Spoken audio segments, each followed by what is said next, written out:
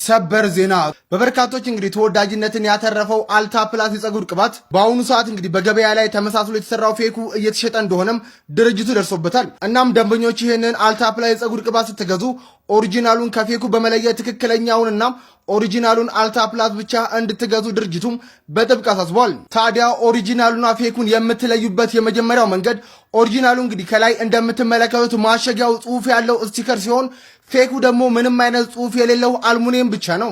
ሌላኛው ልዩነቱ ደግሞ ፌኩ ስቲከር ወረቀት ስለሆነ ለመቅደድ በምንሞክርበት ጊዜ በቀላሉ ይቀደዳል። ነገር ግን ኦሪጂናሉ ፕላስቲክ ስለሆነ የመቀደድ ባህሪ የለውም።